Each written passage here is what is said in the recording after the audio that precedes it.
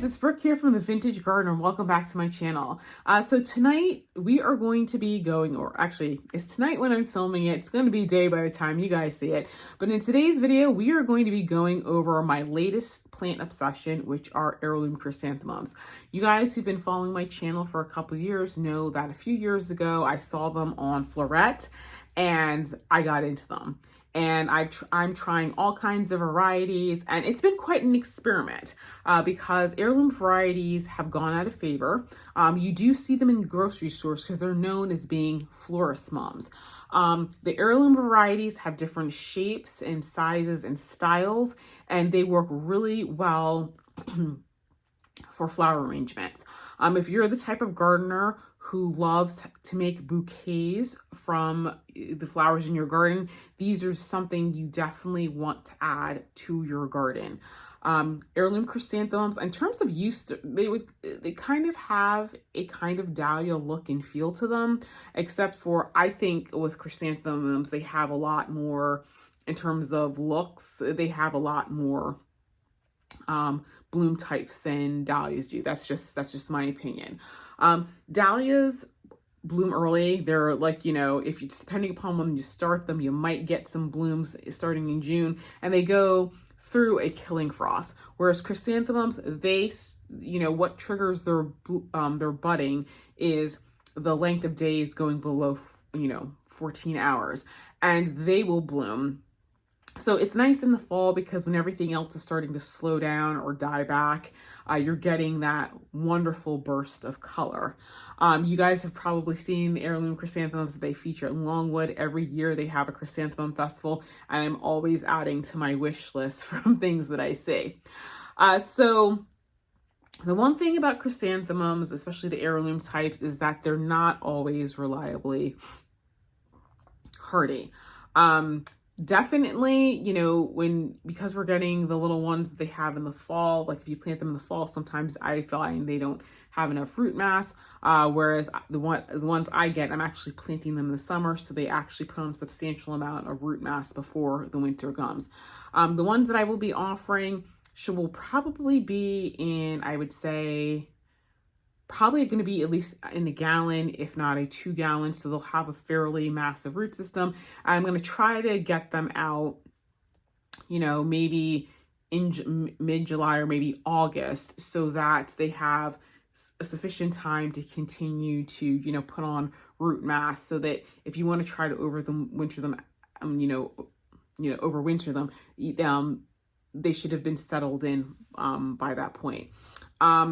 I'm in Zone 7A, and of course, with what peonies, petals, and posies, I'm going to be selling in southern New Jersey.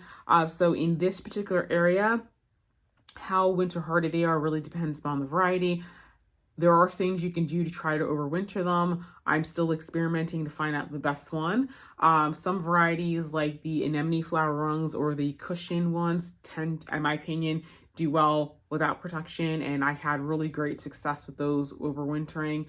The other ones, you're going to need to mulch them, probably like 4 inches deep. The other thing you might want to try is, if you mulch them, maybe do a small, some hoops, or, maybe put some stakes around them and put frost cloth or maybe a burlap sack over it. The thing that I'm trying this year, I'm going to be trying some gradient rose cones.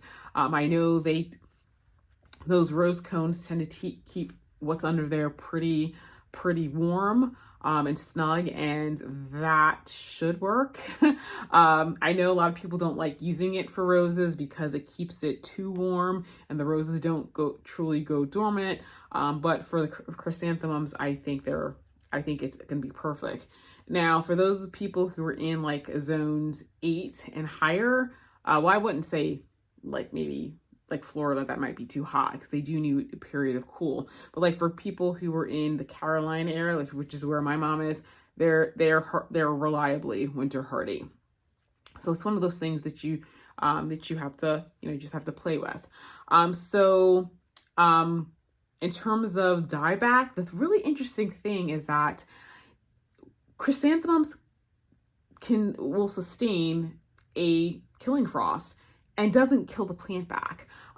Obviously, the blossoms on them will take a lot of damage, and some of those will die. But sometimes if you have a bud that's not quite open, if the temperature goes back up, which is what we have like a killing frost, and then it gets warmer, they'll actually go on to continue to open. Now, the thing that I find you can do is that you can actually cover some of them with frost cloth. And if you use, and when I say frost cloth, I'm talking about like the 8-degree kind. I'm not talking about the frost blankets from Lowe's, actual frost cloth. And if you use the 8-degree kind, which is like the heavy duty, they can actually survive past the killing frost. In fact, unprotected, I've had them survive down to a 25-degree night. And usually once it gets to a 25-degree night, that's when it bites the dust.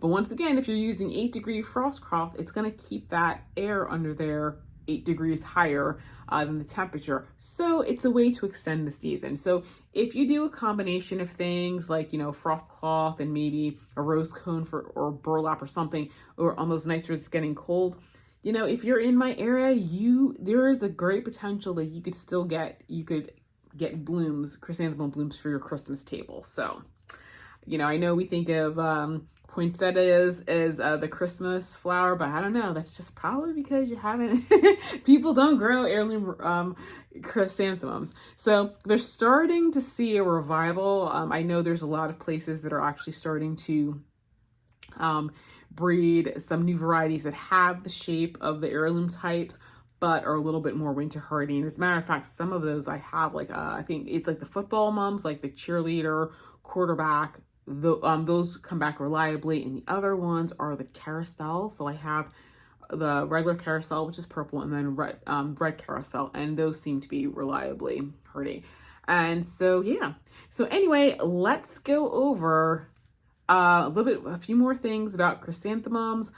For those of you guys who are interested in growing them primarily for cut flower purposes, I'm going to be going over some tips and tricks to get you, bigger blooms. And, if that's what you want, you can go for bigger, you can go, or you can just go for smaller but more plentiful blooms. So let's get into that right now. Okay, guys, let's talk about chrysanthemums. So let's talk about caring for heirloom chrysanthemums. So the thing with heirloom chrysanthemums is that they're like most chrysanthemums, they're really easy to take care of. Um, you know, I grow them in New Jersey, southern New Jersey, which is zone 7A. I have abundant wildlife. Actually, what? The rabbits were eating off of them. So that is something to consider. I definitely have to spray them because the rabbits, it was kind of weird because a lot of times the rabbits just bit them. And I think they realized they didn't like the taste because chrysanthemums are an herb. And they just bit them off and they just left them there. And that just annoyed me to no end. So you might want to put some protection around them. If you've got rabbits, maybe give them some of those sprays, to keep the rabbits from eating them. But aside from that, I did not spray them. I didn't use any antifungals. I didn't use any um, pests like insecticidal soap or that sort of thing. And I didn't have any issues with bugs. I didn't have any issues with caterpillars or fungus. Now, the one thing that they can get, which you got to pull the plant, is white rust. Um, I guess you would say it's similar to the family of like the type of rust that you would see in hollyhocks, but I haven't had it.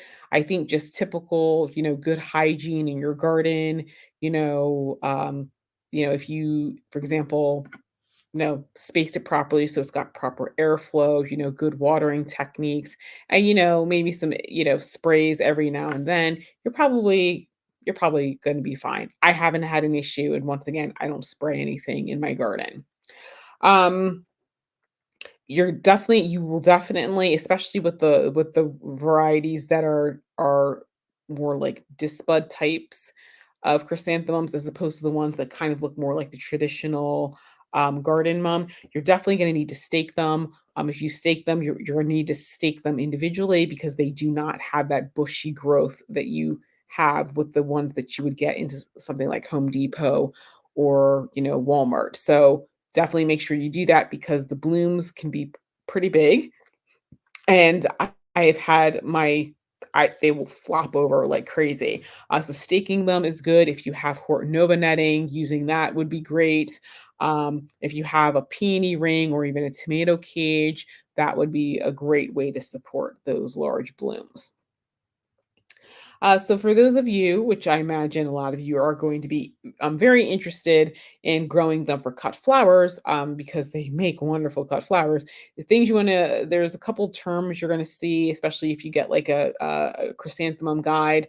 The one I would recommend is called Mum's the Word.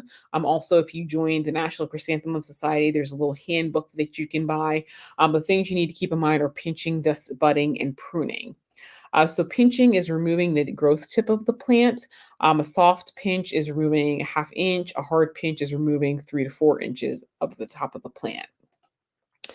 You want to do this because it increases the numbers of stems in bloom. Because basically, if you have one, because with the rooted cuttings I have, it's one stem. If you pinch it wherever you pinch it, those two will grow into a stem, and it's a way to get your plant to bush up a little bit. Um, you're not with the types that I'm offering, most of those are not going to get bushy like a traditional like garden mum.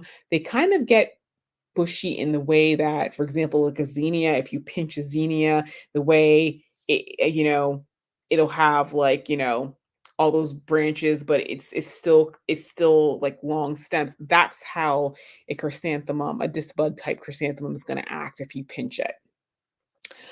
So garden type moms are gonna get the best benefit of it when you pinch those back, it's gonna reward you with a lot of extra blooms. But in terms of pinching it, you just can't do it throughout the season. With garden types, you need to stop pinching 2 months before the anticipated bloom date. And if you have the disc bud types, then you should stop 3 months before the anticipated bloom date. And we're going to go over that in the future slides. The reason that you pinch is because you can also pinch to control the mature height of the plant. If you remove the tip of the plant, there's a growth hormone in that makes it grow taller. When you take that off, that's what prompts these side shoots to start growing. So, in addition to pinching the lead stem, you can when it has side shoots, you can pinch those too. In case you guys were wondering, the chrysanthemum in this slide is peach centerpiece. The other thing with pinching is that it delays blooming, and it can actually delay bloom time by a few weeks. So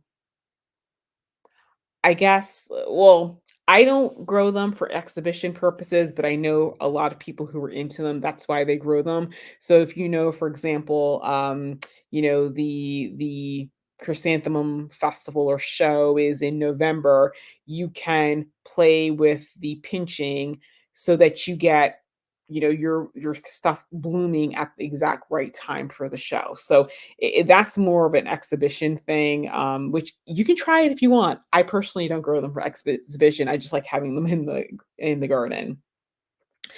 So when you're doing pinching, well, not just with pinching, but when you are reading about the cultivars, you're going to see terms like first crown, second crown, and terminal bud. And here's what they mean. Okay, so when you have the first crown, that's when you pinch the plant the one time, then you get that axillary growth and it develops a bud. That's the first crown. With the second pinch, you pinch it one time, it sends out that second stem, and you pinch it again and it sends out another stem, and that bud is known as the second crown.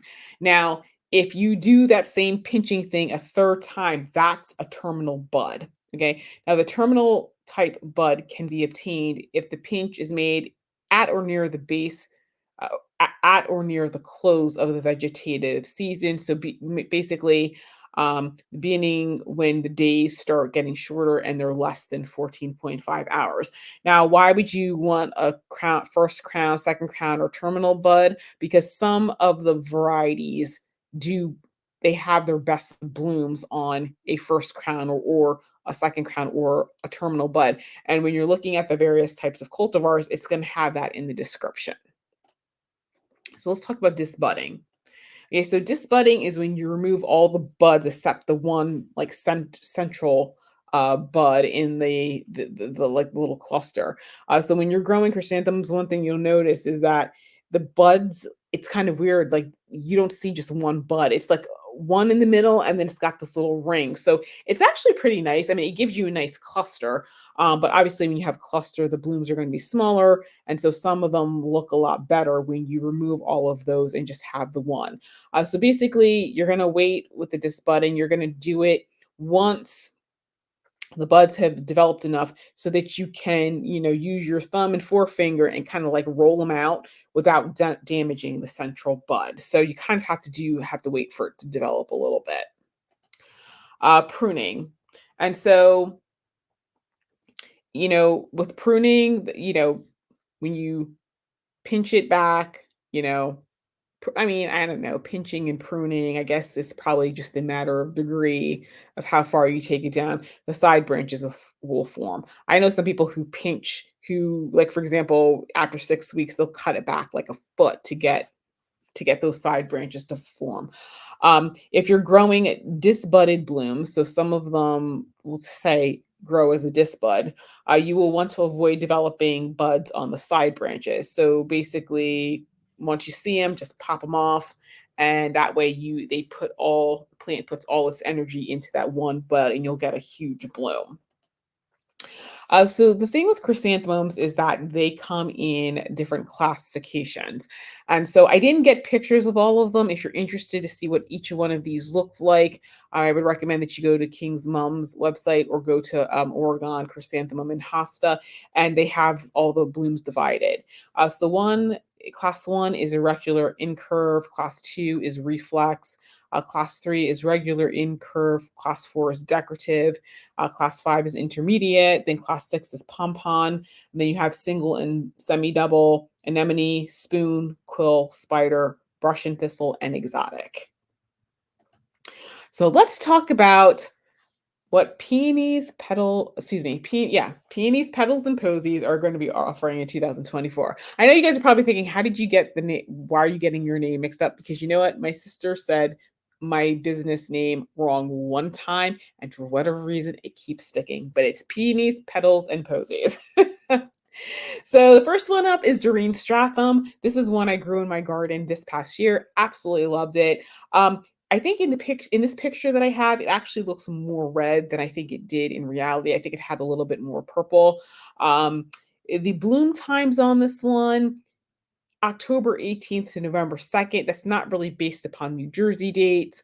Um, it's going to bloom when it's going to bloom. There's so many things that can affect the bloom. Obviously, daylight being one of them. The other thing is just the temperature. One year, I think not in 2023, but in 2022, I had a delay of all the blooms because our our August didn't really cool down.